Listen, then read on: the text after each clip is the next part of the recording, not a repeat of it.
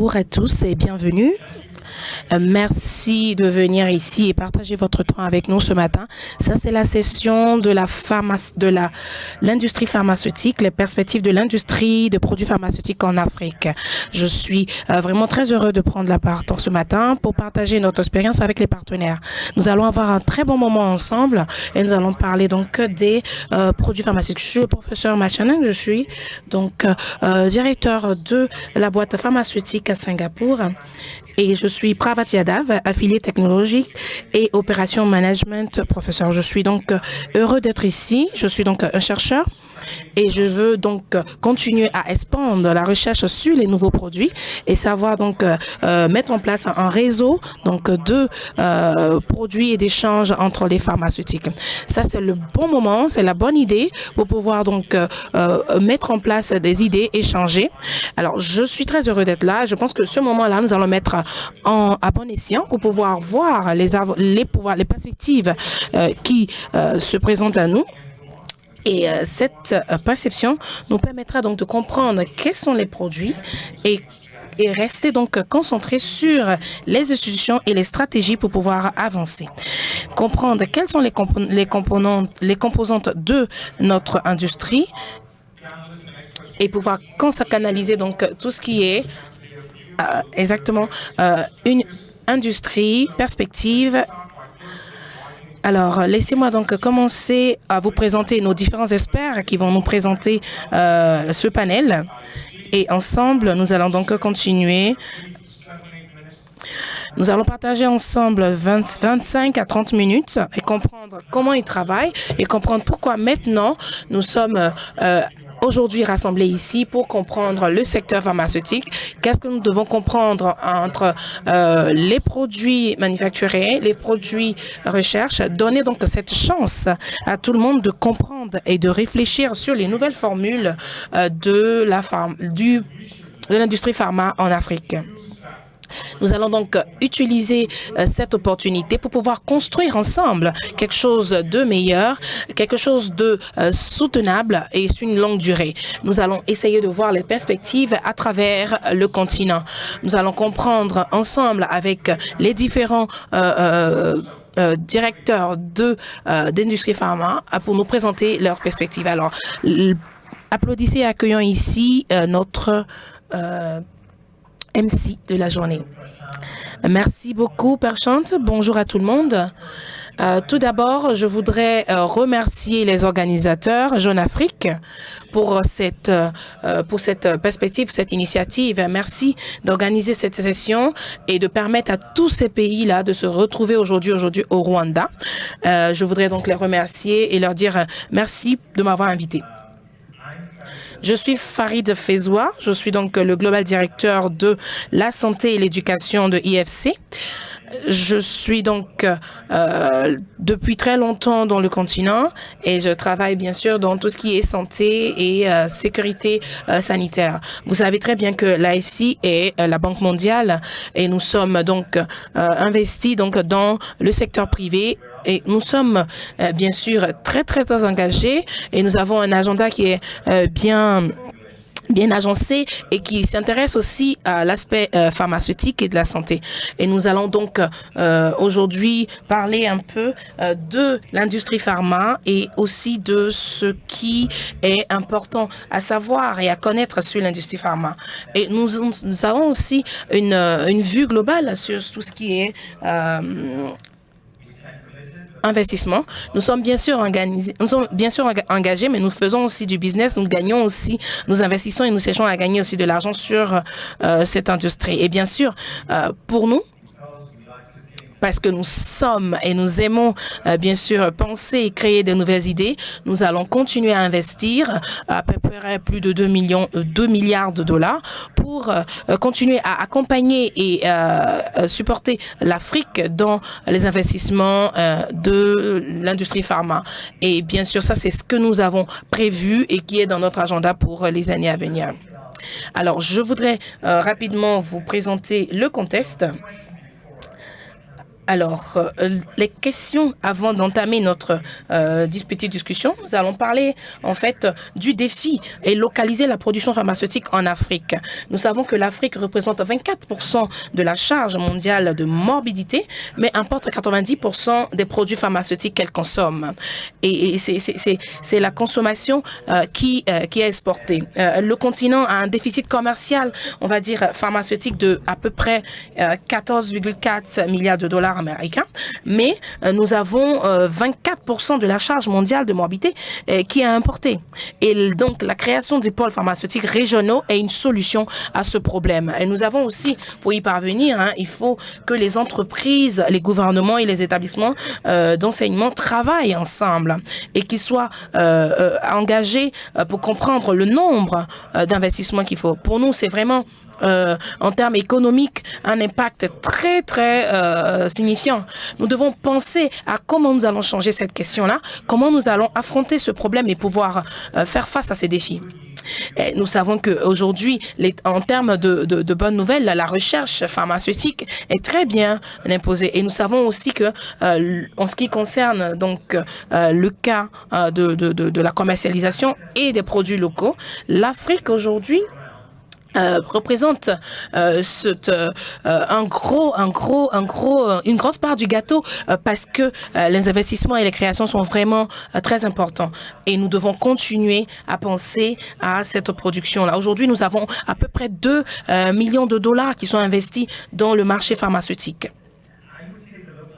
Alors, je voudrais parler un peu de la localisation et la production du produit en Afrique. Mais nous pensons maintenant à parler de la production et après nous parlerons de la localisation. Mais aujourd'hui, c'est vraiment très important de l'inclure dans le développement et dans la continuité de la recherche en Afrique. Et dans plusieurs versions et dans des productions locales aujourd'hui en Afrique, nous voyons ce qui se passe. Et quand nous regardons pourquoi et comment ça arrive, nous avons possiblement la possibilité de voir qu'il y a beaucoup d'industries, beaucoup d'entreprises qui investissent dans cet écosystème-là.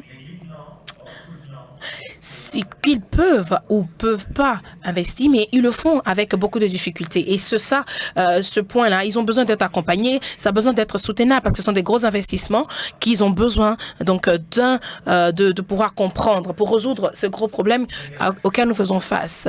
Donc, nous avons besoin de réglementation. Je pense que ce matin, sur cette session, nous allons parler donc de réglementation. Nous allons parler d'organisation et des réglementations surtout de différents gouvernements. Et aujourd'hui, nous allons aussi avoir une idée de ces différents écosystèmes-là, de comment ils s'intègrent. Nous devons aussi identifier, bien sûr, toutes les barrières qui bloquent cette avancée et peut-être identifier le problème et y trouver une solution. Voilà. Nous avons aussi des hubs régionaux qui créent une industrie pharmaceutique dynamique et une opportunité, bien sûr. Vous savez, donc, l'Afrique, comme vous le savez, comme beaucoup de vous le savent, dans la consultation, dans la chaîne d'approvisionnement, dans les services des marchés, nous avons, dans le continent, nous avons besoin d'entreprises. Et 6% sont déjà connus, mais nous devons aider à expandre cette présence en Afrique parce que nous avons besoin bien sûr d'avoir la création des centres régionaux qui peuvent donc connecter les industries à la chaîne d'approvisionnement, les services et les marchés qui doivent être aussi affinés. Voilà. Et cela ne doit pas continuer. Nous avons performé nos activités et créer des avantages concurrentiels. Aujourd'hui, les pôles peuvent travailler au niveau régional pour réduire les barrières tarifaires et non tarifaires et améliorer les corridors de transport régionaux et la possibilité d'entreposage. Mais nous savons qu'à ce niveau, nous devons encore collaborer et créer une synergie avec ces différentes industries-là pour pouvoir avancer et pouvoir faire mieux. Bien sûr, aujourd'hui, la Banque mondiale accompagne, avec le soutien des Nations unies, accompagne beaucoup d'entreprises pour pouvoir trouver et partager ces connaissances-là. Nous avons actuellement 5 à 7 ans d'attente actuelle pour que les médicaments soient enregistrés et utilisés en Afrique subsaharienne. Mais ce que nous voulons faire, c'est de permettre de faciliter l'accès en Afrique sur le continent. Et c'est bien sûr sur cette lancée-là que nous voulons continuer pour pouvoir continuer et amener tous ces pays-là à créer, bien sûr, des chaînes d'approvisionnement efficaces et des services de marché aussi performantes qui permettent à ces entreprises-là de pouvoir construire et répondre à cette demande croissante que nous retrouvons directement dans le domaine de la Global Pharma. Et nous avons continué à faire des recherches et à créer de l'emploi. Et aujourd'hui, l'Afrique a besoin, en fait, de gérer les barrières tarifaires et améliorer, comme je disais tout à l'heure, le transport et les corridors de transport régionaux et les possibilités d'entreposage. Et c'est vraiment un climat assez intéressant qui permettra donc de pouvoir valoriser notre présence. Alors, nous voyons le changement. Nous comprenons bien sûr la rapidité dans laquelle l'Afrique s'avance et nous savons que c'est la première fois qu'aujourd'hui, les industries pharma sont présentes en Afrique avec des bonnes promesses, avec de bonnes nouvelles et nous devons continuer à agir et faire plus de 25% de présence en Afrique. Et c'est une étape que nous pouvons atteindre si nous continuons sur cette lancée et parler bien sûr avec la facilitation des réglementations dans les différents pays. Et cela inclut bien sûr les industries, les entreprises pharmaceutiques et c'est une opportunité aujourd'hui que nous devons saisir. Je vois beaucoup d'évolutions, je vois beaucoup d'avancées en Nairobi, dans d'autres pays africains et nous devons continuer sur cette lancée-là parce que nous avons aujourd'hui beaucoup de demandes bien sûr, mais nous devons continuer aussi d'améliorer donc cette distribution. Aujourd'hui, nous devons améliorer le mécanisme et continuer à créer cette dynamique et continuer à l'améliorer. C'est ce que moi j'appelle donc cette vision importante. Nous voyons aujourd'hui que la CEDEAO et la CEMAC doivent continuer de travailler ensemble pour pouvoir étendre et donner l'opportunité à ce continent de devenir aujourd'hui un continent qui a l'accès à ces médicaments-là et à cette industrie. Et si nous en voulons voir et saisir l'occasion, nous avons des opportunités que nous devons saisir, des moyens d'aller de l'avant et aujourd'hui réfléchir avec les institutions africaines qui font de la production. C'est très important aujourd'hui de comprendre cette production locale-là et la mettre comme une priorité, harmoniser les réglementations, réduire les obstacles et soutenir bien sûr la production locale. Et ça fait partie de notre agenda. Nous devons comprendre que ces 25 pays en Afrique du continent dans lesquels nous travaillons doivent avoir la force, l'importance de pouvoir recevoir ces réglementations-là et passer les obstacles pour soutenir la production locale. Nous sommes en train de travailler, bien sûr, avec le Rwanda, le développement Rwanda Board. Nous sommes en train de travailler pour pouvoir aussi étendre et pour que nous comprenions vraiment le succès universel de cette avancée. Nous avons publié, bien sûr, avec la Banque mondiale, nous avons le groupe de la Banque mondiale qui prend des mesures avec un plan très ambitieux pour aider les pays à fournir des services de santé et de fournitures sanitaires de qualité ou, disons, abordables. Nous connaissons le challenge. Nous avons bien compris le défi auquel l'Afrique fait face et nous avons prévu, bien sûr, l'augmentation de la couverture sanitaire qui stimulera la demande de fabrication locale. Et vous savez que chacun de vous dans cette salle doit apporter sa connaissance, son apport au système privé et aussi à ces industries-là. Et nous devons catalyser, bien sûr, sur les collaborations de ces entreprises en Afrique. Nous devons changer beaucoup de choses. C'est vraiment un gros défi et nous devons continuer à éduquer et à sensibiliser, bien sûr, les populations dans cette lancée-là. Pour nous, le groupe de la Banque mondiale, pour nous, nous, on s'efforce d'aider les gouvernements à fournir des soins de santé abordables à leur population. Et nous savons que la production locale est très importante et c'est celle-là, bien sûr, qui répondra automatiquement aux demandes des différents pays.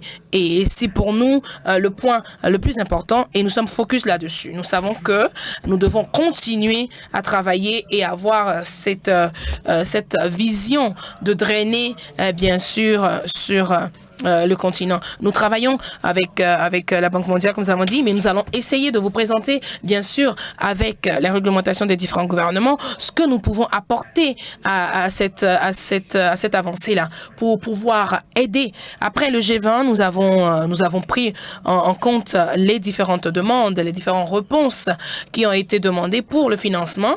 Et aujourd'hui, nous comprenons bien sûr que le modèle et la chaîne de valeur est à notre niveau. Encore une fois, nous sommes très focus sur l'avancement aussi des industries pharmaceutiques au Rwanda. Nous allons continuer à aider et voir ce que le continent peut apporter, comment on peut vous accompagner pour pouvoir développer et briser ces barrières-là pour l'approvisionnement de médicaments dans d'autres manufactures et d'industries pharmaceutiques.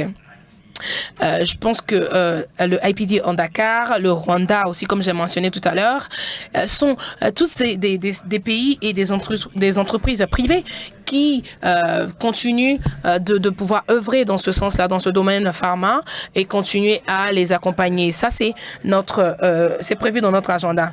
Alors, je vais donc conclure avec cette prévision de la Banque mondiale. Vous voyez là combien de milliards nous avons investi, à peu près 1,5 milliard que nous avons investi rapidement dans l'accompagnement des chaînes d'approvisionnement et de l'industrie pharma. Alors, comme je disais, voilà, pour ce panel que nous allons voir tout à l'heure, ce sont quelques questions sur lesquelles nous allons plancher. Voilà, questions clés pour le panel. Merci beaucoup.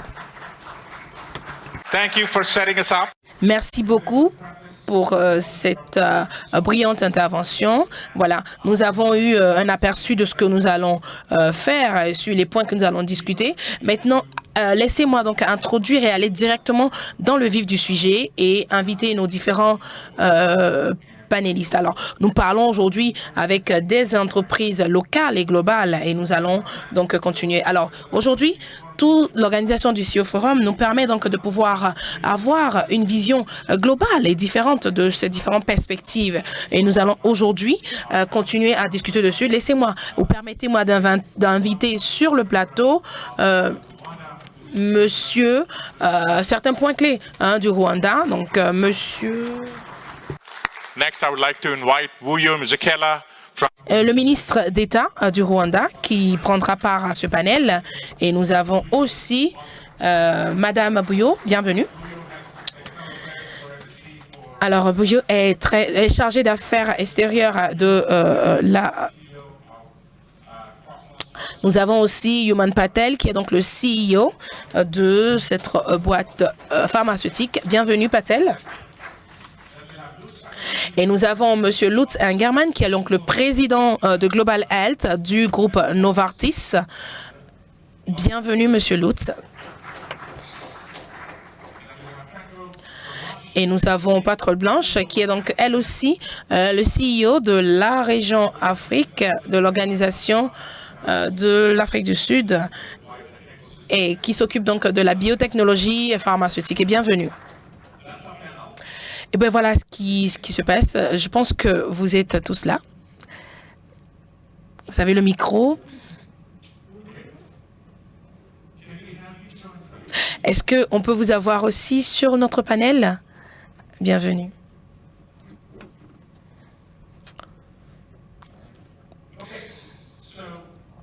Super. Donc, nous allons commencer.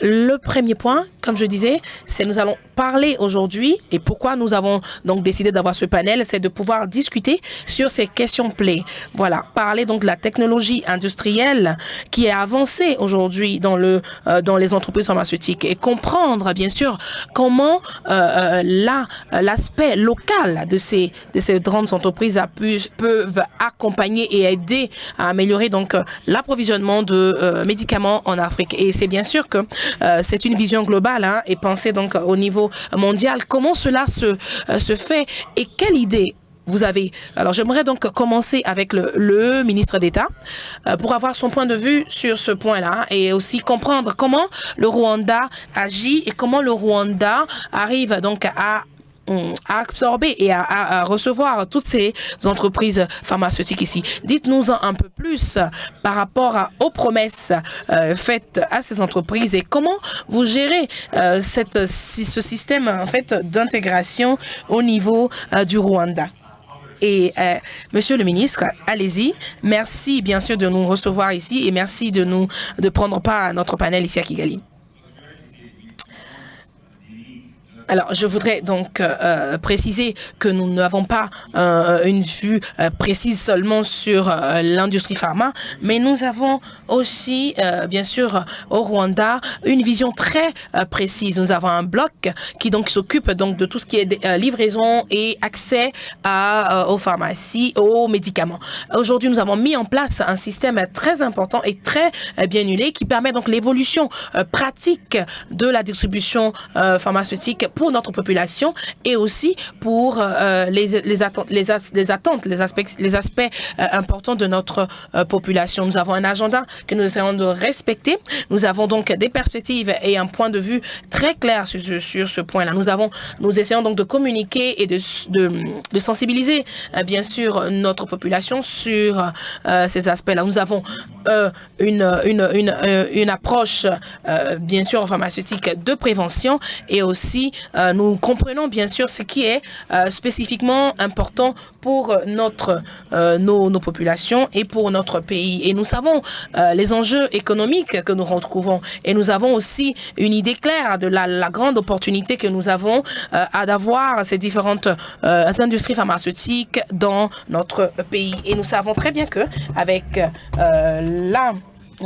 l'accompagnement bien sûr de ces conditions et du gouvernement et aussi de la Banque mondiale, nous savons que tout ce que nous avons promis pourra être mis en place. Et ces différentes maladies et ces différentes attaques au niveau sanitaire que les populations présentent, nous les prenons en compte et nous essayons donc de répondre de manière satisfaisante à tous leurs besoins et demandes au niveau. Nous savons que nous avons besoin d'avoir une bonne qualité de médicaments. C'est une question très importante pour le gouvernement et nous étudions les faits et nous arrivons bien sûr à essayons, on va dire, de pouvoir répondre à cette demande-là. Et nous savons qu'aujourd'hui, c'est très difficile, mais nous devons harmoniser nos différents efforts avec tout le continent. Et c'est la seule manière pour pouvoir avancer et d'être performant. Parce que les différents pays doivent être, on doit coordonner ensemble nos efforts, créer cette synergie-là. Et aujourd'hui, être ici et en parler, c'est vraiment très important pour nous. Nous avons différentes visions pour le continent, mais nous savons que, bien sûr, en Afrique, nous avons la compétitivité et ces différents pays africains doivent avoir un accès direct aux médicaments, un accès direct aux industries pharma.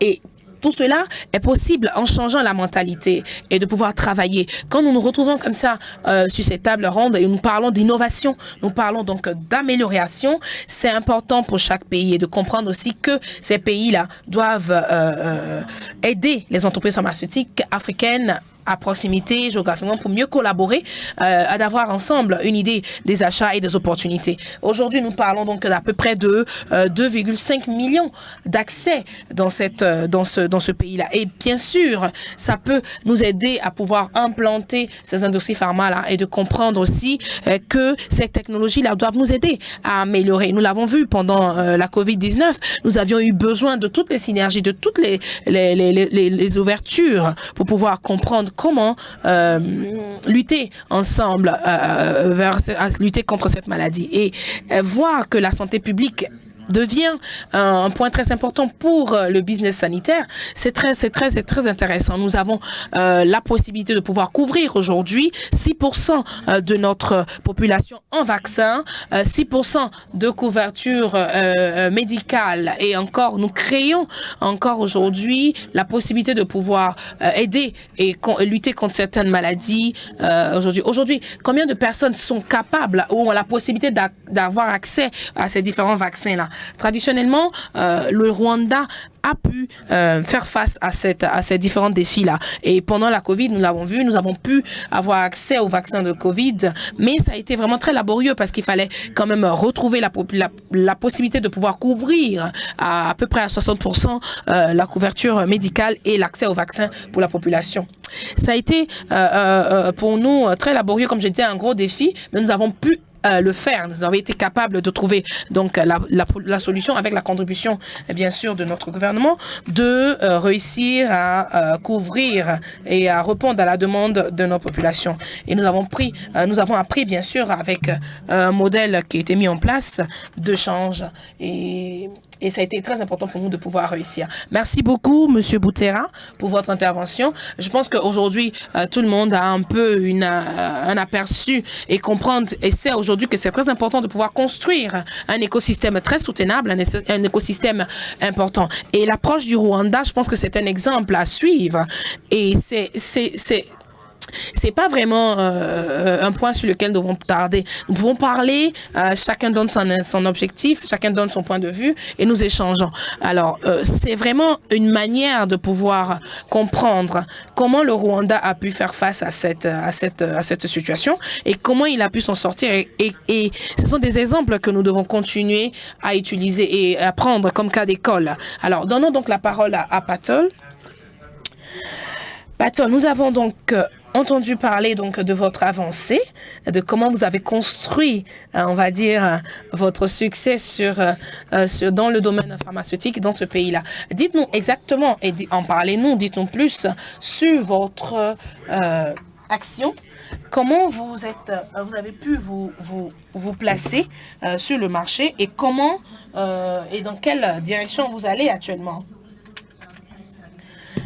Alors, c'est très bien.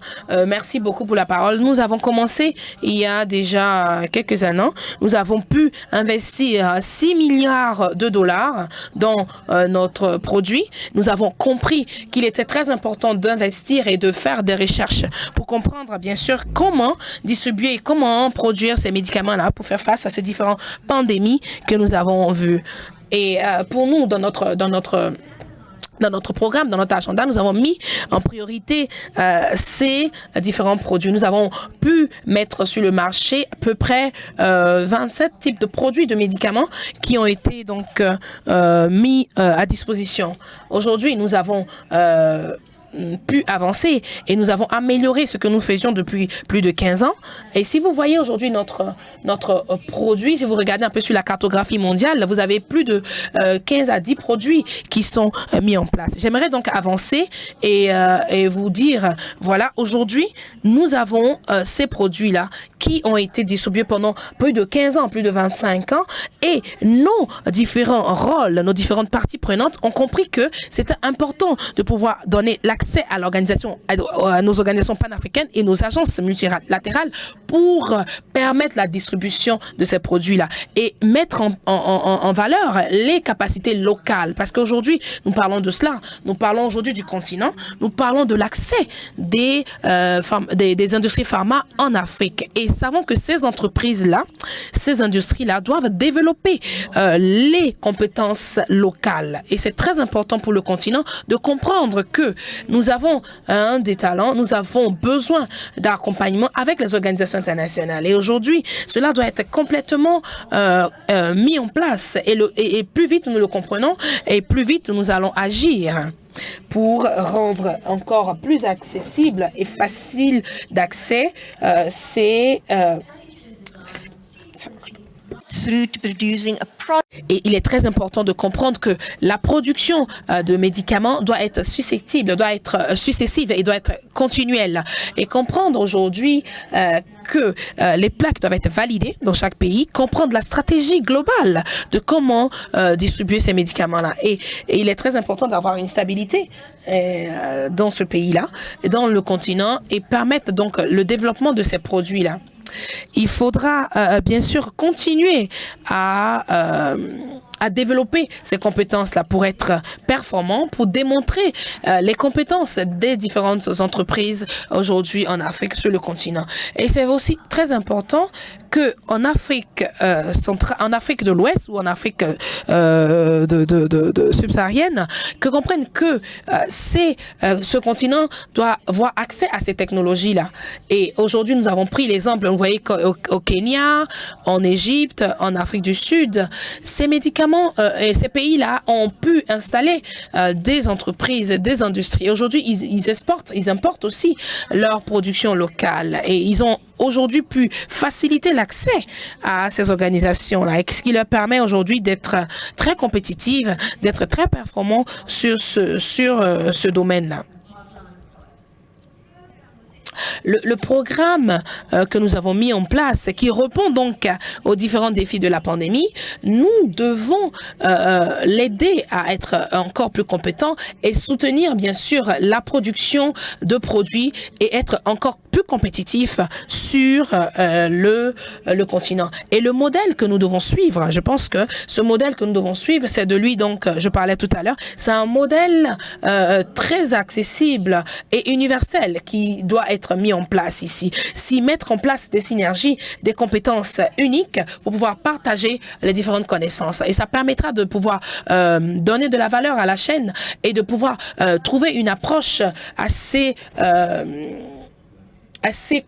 compréhensive et permettre donc à ces patients-là, à ces entreprises et aux différentes populations de pouvoir connaître ces produits et donner donc la possibilité au continent d'avoir accès. Merci beaucoup. Ce que nous devons faire, c'est qu'il y a beaucoup plus d'approches. Il y a une multitude d'approches que nous avons dans ce domaine-là. Et le Rwanda a le partenariat avec d'autres organismes pour pouvoir continuer une vision globale. Et l'apport de ces compagnies pharmaceutiques ici nous permettra donc de comprendre ce qu'il y a de réel dans ce domaine. Est-ce qu'aujourd'hui, il est nécessaire d'avoir une vision plus claire des différents produits? Alors, nous allons y retourner tout à l'heure. Le prochain à prendre la parole, c'est M. Patel, qui est donc le CEO d'une compagnie qui exerce au Kenya. Alors, vous avez pendant 5 ans revu et réemphatisé en fait la production de produits pharmaceutiques en Afrique. Nous voulons avoir votre point de vue. Comment vous y êtes arrivé? Est-ce que cette conversation que nous avons aujourd'hui vous permet d'avoir une idée un peu plus claire et qui nous passionne en ce moment? Comment vous avez commencé? Qu'est-ce que vous pensez? Qu'est-ce que vous ressentez sur ce thème-là? Alors, sur ce concept-là, je pense que chaque concept a son bien fondé. Quand nous parlons, pour mon expérience, et comme je dis, pour ma petite expérience, comme je dis, j'ai pas été très longtemps sur le continent.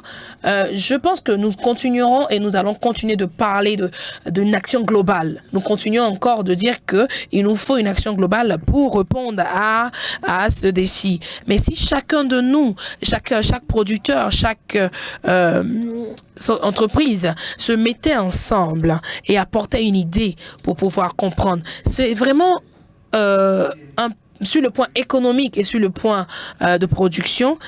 Nous ne devons pas parler de division, ni de Chine, ni de Inde. Nous devons avoir une vision commune. Quand je dis une vision commune, c'est clair. Nous devons mettre ensemble les synergies. Parce que c'est seulement ça qui permettra de soutenir, d'accompagner et de faire en sorte que toutes ces actions mises ensemble deviennent efficaces. Nous devons répondre à la demande et nous devons comprendre aussi la chaîne de distribution. Et cette demande-là, si elle est forte, les compagnies doivent être capables de pouvoir répondre à ces demandes-là en Afrique. Et c'est pour ça que nous sommes là. Alors, j'ai entendu tout à l'heure parler de KPI. Laissons et avançons, allons au-delà de l'NPI. Essayons de comprendre ce qui est important pour ces différents continents-là. Si aujourd'hui, nous sommes sur un marché assez global, je voudrais aussi mettre un exemple. J'arrive sur un marché, je voudrais acheter des produits et je suis en Afrique. Je dois être capable et je dois avoir la possibilité de pouvoir avoir accès à ce médicament-là directement sur le marché africain.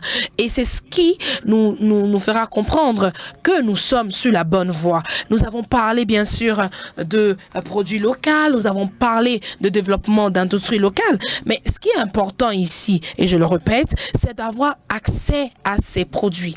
C'est d'avoir accès à ces médicaments. Aujourd'hui, toutes les études que nous avons faites, toutes les études que nous ferons, le résultat est le même. Avoir accès sans avoir à dépenser de l'argent en extrême. Et ce qui est bien, c'est l'exécution. Et aujourd'hui, le problème que nous avons, et que nous allons peut-être continuer à avoir, c'est l'exécution. Nous ne devons pas penser à ce que la population devrait avoir. L'exécution pour nous, c'est le point clé. L'exécution pour nous, c'est la solution à toutes nos stratégies. L'exécution pour nous, c'est de comprendre que nous devons agir, exécuter ensemble. Je me plais bien sûr à voir toutes ces actions-là. Je me plais aujourd'hui de voir que les industries pharma sont présentes en Afrique et elles essaient avec l'apport et l'appui des gouvernements africains d'avancer et de répondre bien sûr à la demande des populations. Ce qui devait être intéressant et ce qu'on devait faire en Afrique, c'est de comprendre où nous allons et comment exécuter cela pour avoir une bonne résolution. Je pense aussi que nous devons, bien sûr, après toutes ces études, toutes ces recherches, nous devons continuer et comprendre à partager, bien sûr, les résultats de nos différentes recherches.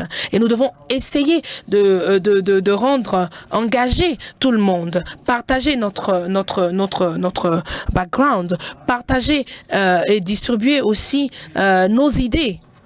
Nous parlons encore de synergie et cela doit se faire localement, cela doit se faire avec l'apport de toutes les entités présentes sur le continent. C'est vrai, nous avons tous des idées, mais le problème, comme j'ai dit encore, je le répète, c'est l'exécution. Comment nous mettons, à quel niveau nous posons l'exécution?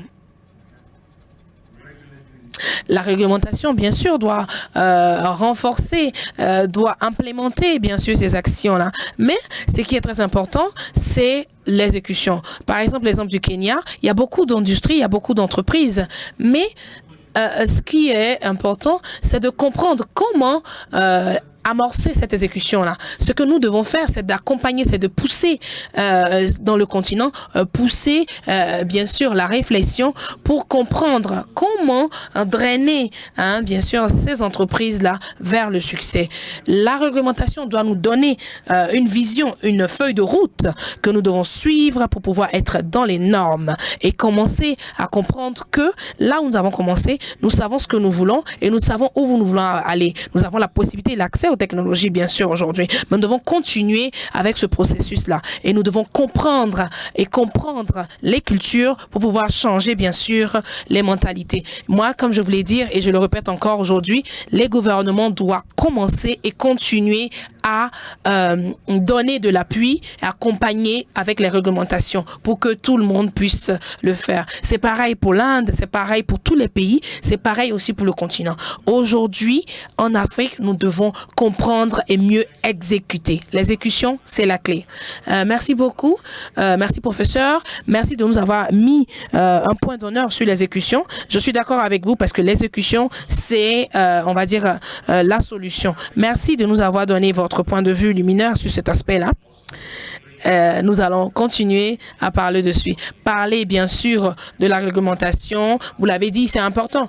Et la réglementation des différents gouvernements peut drainer, bien sûr, et apporter solutions plus adéquates à notre avancée dans notre domaine. J'ai deux questions pour vous. Qu'est-ce que vous pensez des produits, de l'expansion des produits originaux.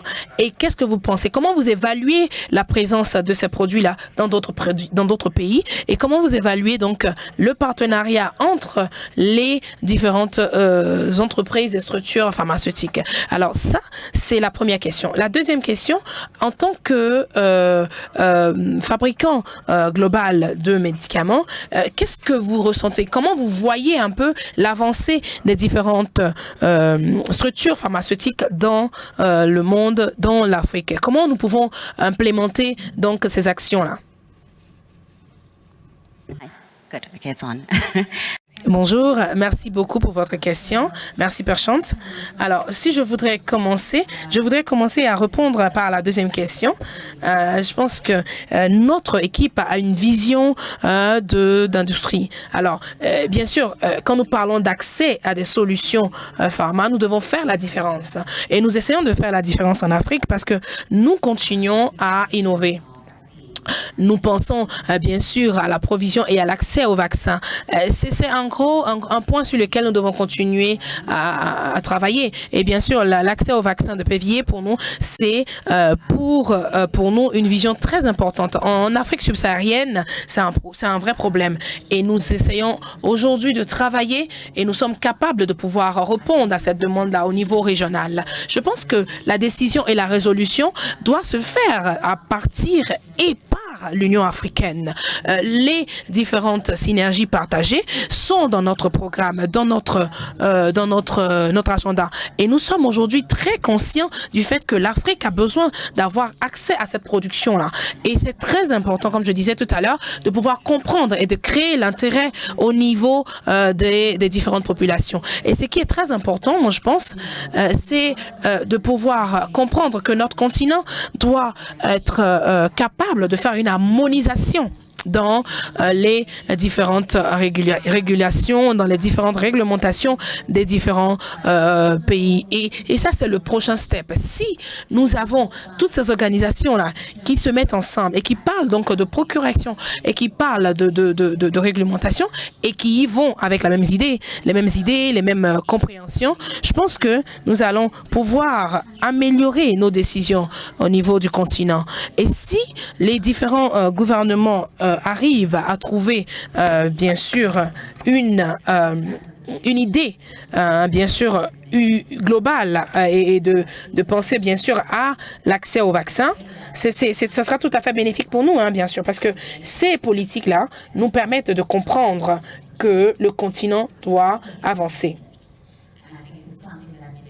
Et je pense qu'aujourd'hui, c'est les connaissances, l'expérience de l'Africa CDC qui nous aidera à avancer. Et j'aimerais bien sûr continuer sur ces différentes procédures-là. Et je pense que c'est ce qui va nous emmener au step suivant. Il faudra commencer à penser à changer le profil des différentes maladies qui minent l'Afrique. Et aujourd'hui, quand nous pensons à l'accès et aux boîtes, aux entreprises qui se professionnalisent dans la recherche sur le cancer, la recherche de médicaments et l'accès qui arrive à personnaliser, bien sûr, sur l'aspect biologique des médicaments. Si nous commençons donc à penser à la production régionale de produits, nous devons commencer à penser aux raisons qui nous emmènent à ça. Comment nous pouvons créer un marché? Comment nous pouvons créer un marché, mais bien un marché compétent, un marché productif qui nous donne une idée sur les fondamentaux, bien sûr. Ici, nous devons garder en tête que le point clé, c'est le marché. Marché qui doit répondre aux différentes entreprises, qui doit répondre aux différentes recherches sur la possibilité de comprendre l'approvisionnement. Quelle est la stratégie sur le mandataire? Quelle est la stratégie pour faire accroître le marché en Afrique? Je pense, tout à l'heure, Farid en a parlé, c'est important de pouvoir comprendre au niveau national comment mettre en place un système performant. Comment pouvoir créer cette synergie entre le marché privé et le marché national et trouver aussi comment intégrer les différents fragments de cet écosystème-là et avoir une vision globale pour pouvoir identifier les réponses de ce marché-là. Est-ce que nous sommes capables de payer pour l'innovation? Est-ce que nous sommes capables de payer pour l'accès aux vaccins et aux médicaments? Et l'exemple que je voudrais utiliser ici, c'est quand nous pensons à l'Afrique. Et nous pensons bien sûr à ces entreprises qui étaient là dès le départ. Nous devons penser à comment ils mettaient en place leur business, comment ces entreprises-là permettaient d'avancer.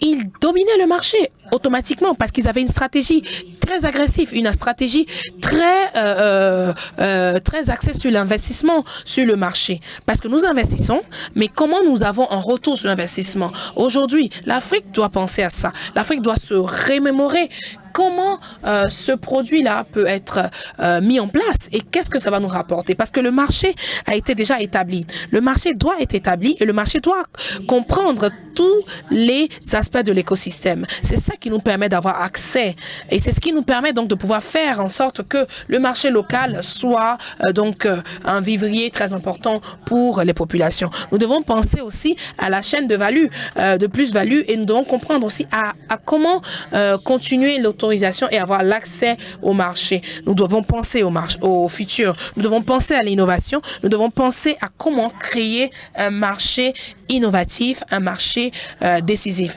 Et c'est pour nous une manière de pouvoir dispenser ces produits-là. Et dans notre pipeline, nous devons mettre un aspect très important sur l'innovation. Ah ben, merci beaucoup. Alors, vous avez dit donc, pour résumer, que si nous arrivons à fixer un marché très important, nous arrivons donc à avoir une vision locale et une vision globale pour pouvoir permettre à la chaîne de distribution d'être plus performante et de donner la possibilité à l'accès de ces produits-là. Et ça doit être un travail qui est fait par les deux parties, l'aspect public et l'aspect privé, donc le gouvernement et les entreprises privées. Bien sûr, Monsieur Loos, je vous donne la parole. Qu'est-ce que vous pensez des industries pharma? Qu'est-ce que vous pensez des actions menées en Afrique? Et deuxièmement, qu'est-ce que vous pensez? Comment vos produits, comment votre institution peut donc aider l'Afrique à avancer sur ce projet-là? Alors, je pense que sur cette question, merci déjà pour cette question.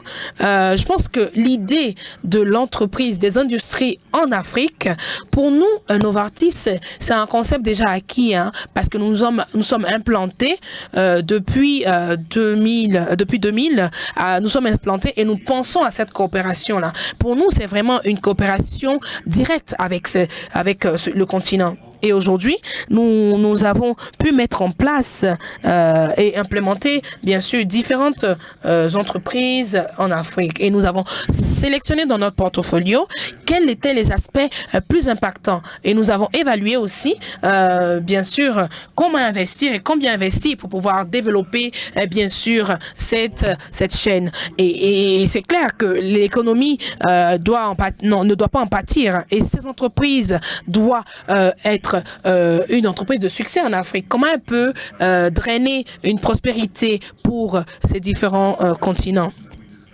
Aujourd'hui, nous avons discuté ce matin, nous avons parlé de l'industrie en Afrique et comment pouvoir livrer, on va dire, des produits directs à l'Afrique sans avoir à augmenter sur les charges de production. Et c'est sous cela, nous l'avons fait en passant par une fragmentation de nos produits. Ça a été un peu difficile, mais nous avons pu y arriver parce que, comme l'a dit tout à l'heure, nous avions une synergie et un objectif bien précis.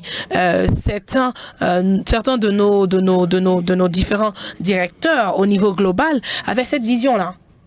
Et nous avons uniformisé, bien sûr, cette situation sur tout le continent. Nous avons travaillé avec l'Union africaine, nous avons travaillé avec d'autres institutions libérales du continent qui nous ont aidés à implémenter et à faire la distribution de nos produits pharmaceutiques sur le continent. Et bien sûr, nous avons pu mettre en place, avec les technologies qui étaient à notre disposition, implémenter, bien sûr, notre marketing et notre vision du marché en Afrique. Nous savons qu'aujourd'hui, les différentes différents éléments de l'économie en Afrique ne permettaient pas d'avoir accès à des types de médicaments. Mais pour nous, c'était pas seulement le bénéfice qui était important, mais pour nous, c'était l'accès à ces médicaments-là. Donc, nous avons pu mettre en place, bien sûr, une économie médicale, j'ai envie de dire, pour l'Afrique et des Africains. Et ça a marché parce que nous avons pu, bien sûr, faire aujourd'hui à peu près 25% 15%, pardon, de ce bénéfice-là. Pour nous, c'est une idée qui continue. Et nous voulons arriver, bien sûr, avec la réglementation à 45% de ce marché-là pour comprendre, bien sûr, la possibilité de pouvoir encadrer tous les types de marchés. Et ça existe. Je pense qu'aujourd'hui, avec notre expérience en Afrique, nous devons continuer à améliorer cette vision-là. Mais nous devons continuer à changer cela avec les discussions que nous avons et mettre en tête que ces entreprises qui sont en place aient un plan d'avancée productive et bénéfique pour l'aspect local. Nous devons le faire et nous devons le faire dans la même manière, dans la même lancée. Nous avons aussi besoin de comprendre et de concevoir que nous devons encourager et accompagner la production pharmaceutique en Afrique. Et cela est très important. Nous sommes vraiment très fiers de ce que nous avons fait aujourd'hui en Afrique, mais nous devons continuer à penser et avoir une pensée un peu plus large de ce que nous faisons déjà. Nous devons continuer à implémenter et à accompagner donc l'investissement de production aujourd'hui en Afrique. Nous avons un grand pourcentage encore dans le continent qui n'est pas encore couvert, mais nous devons continuer et personnaliser bien sûr l'aspect médical pour notre continent. Et globalement, comme je le dis, ça doit être fait par ces entreprises-là, par ces industries pharma, et nous devons continuer particulièrement à avoir une vision globale et locale, bien sûr. Nous ne pouvons pas parler de globalité si nous n'avons pas une vision et une approche locale. Et c'est ce qui est bien. Aujourd'hui, nous devons penser que l'Afrique a besoin de bouger, merci.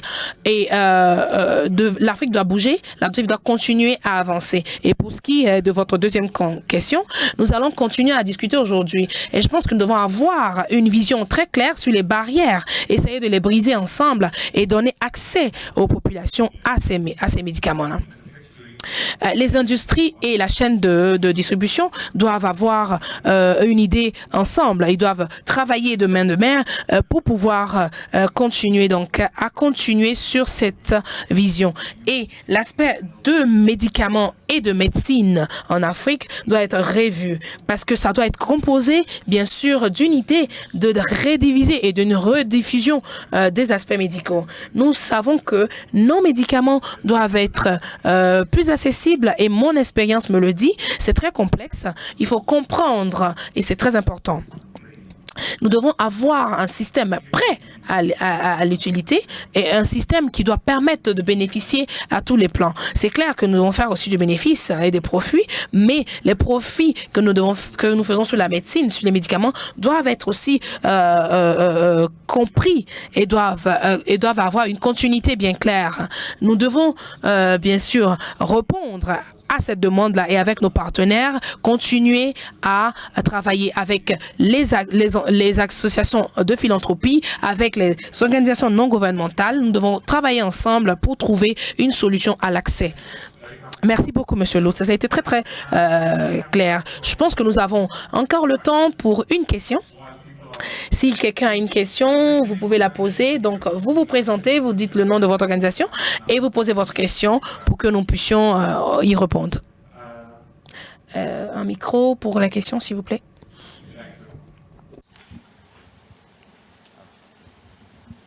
Oui.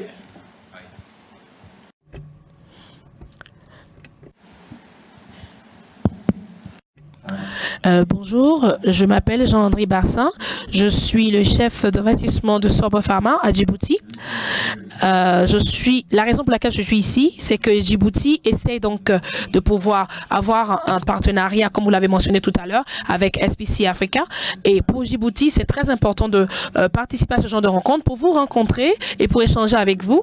Alors, ce que nous essayons de faire, c'est de comprendre comment être engagé. Djibouti et le Rwanda, nous essayons de pouvoir trouver une synergie de partenariat. Nous essayons de réduire nos coûts dans la production de produits.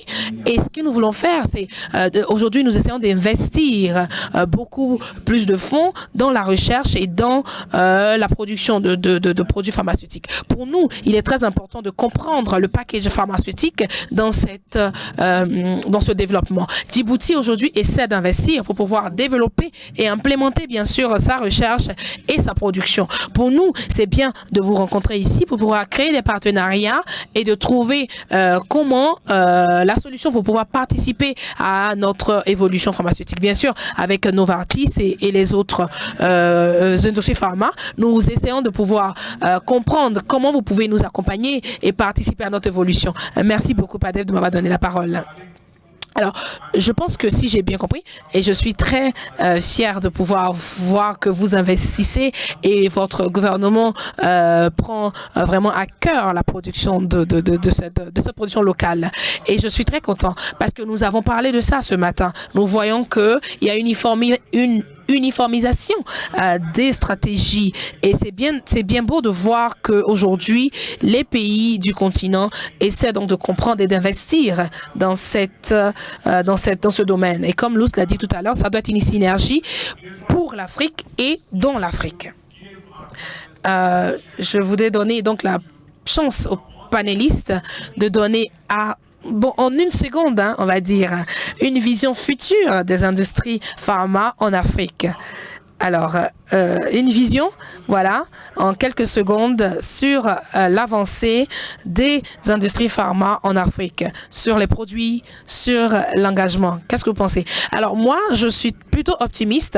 Je crois et j'ai foi en l'avancée des industries pharma en Afrique. Et comme je dis, j'y crois. Je sais que le continent peut se développer et ils ont besoin, bien sûr, d'un impact, d'un petit boost pour pouvoir continuer. Et l'Union africaine doit travailler sur cela. Moi, je dis encore que la synergie, de travailler ensemble, main dans la main, peut permettre d'avancer step by step vers un succès.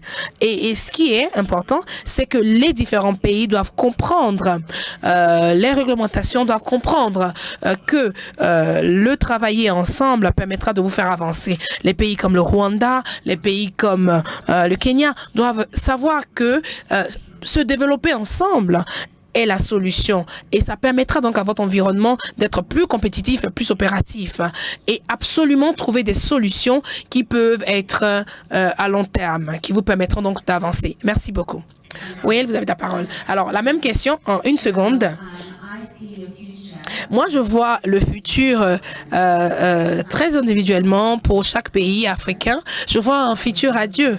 Je pense que l'accès à ces médicaments sera encore de plus en plus facile.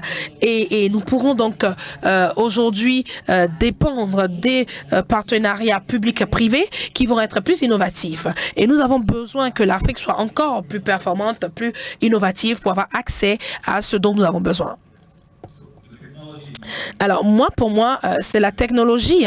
La technologie et le business doivent avancer très rapidement. L'Afrique, aujourd'hui, doit avoir cet écosystème de perfectionnement. Nous devons avoir une sensibilisation, une éducation, bien sûr, et travailler dessus. Et nous sommes en train de le faire. Et deuxièmement, c'est la force de travail. Nous devons implémenter notre force de travail. Nous devons voir le futur, nous devons voir demain. Et l'Afrique a besoin aujourd'hui d'avoir une institution industrielle, une institution académique qui permet donc de pouvoir faire des mises à jour et comprendre qu'est-ce qui nous attend pour le futur. Aujourd'hui, comment les fonctionnalités de nos produits peuvent être accessibles. Alors, pour moi, je pense que c'est un gros challenge, c'est un gros défi de voir le futur. Nous devons être optimistes. Pour moi, je sais que ce défi-là est très important et je sais que l'Afrique pourra le faire. On a beaucoup d'opportunités et nous devons les saisir. Nous devons y penser. Petra?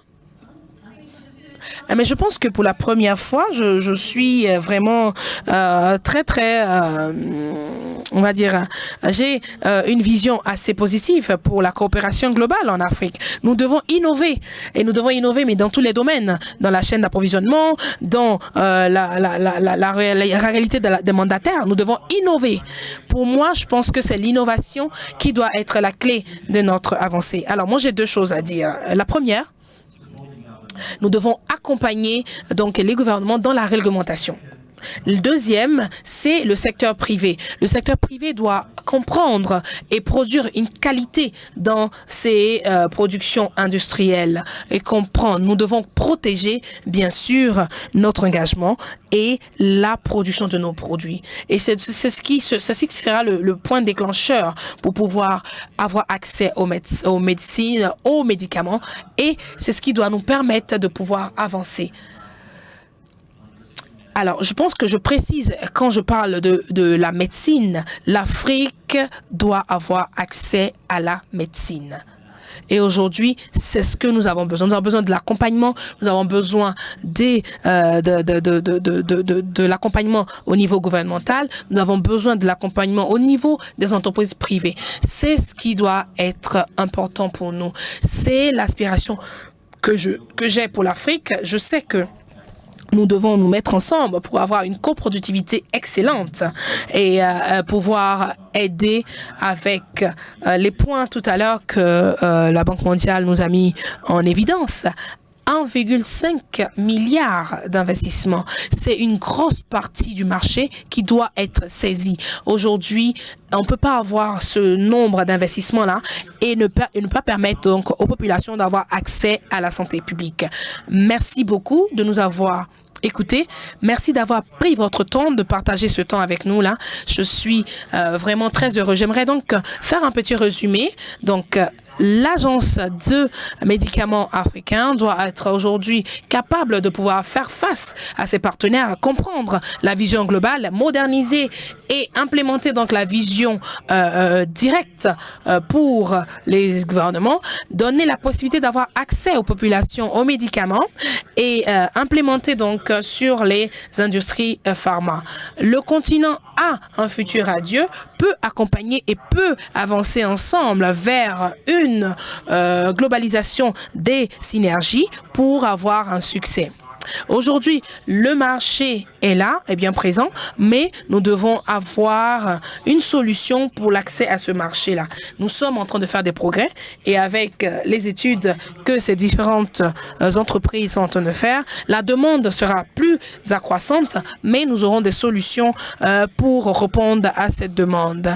Nous avons aujourd'hui des solutions parce qu'il y a la création de ce marché-là, il y a la vision globale de pouvoir avancer, d'être accompagné par les synergies de ces gouvernements-là et des organisations internationales. Et tout ça va pouvoir nous aider à construire un écosystème qui pensera au futur, un écosystème qui donnera bien sûr une solution à cet accès-là. Et M. Lutz l'a signifié tout à l'heure, nous avons besoin de travailler en Afrique pour l'Afrique, mettre ensemble nos synergies, nos connaissances et au même moment penser au futur, mais à développer le présent pour pouvoir faire une bonne suite. Comme on dit, pour aller de l'avant, il faut bien manager sa monture pour pouvoir avoir des différents accès et avoir une idée globale sur le futur. Ce qui a été le point le plus relevant ici, c'est que la demande est là, la demande est croissante et nous avons donc les solutions qui peuvent être plus intéressantes pour l'Afrique. Donc, Africa CDC et les autres organisations, comme aussi la Banque mondiale, ont des stratégies, bien sûr, pour accompagner cette croissance évidente. Et donc, en mettant ensemble les idées qui pourront donc aider à faire avancer l'Afrique dans le domaine pharmaceutique. L'Afrique investit aujourd'hui, l'Afrique investit dans le domaine pharma et veut faire accroître son écosystème. Le partenariat gagnant-gagnant est celui qui sera donc la clé. Merci à tout le monde d'avoir participé. Merci à nos panélistes et nos experts.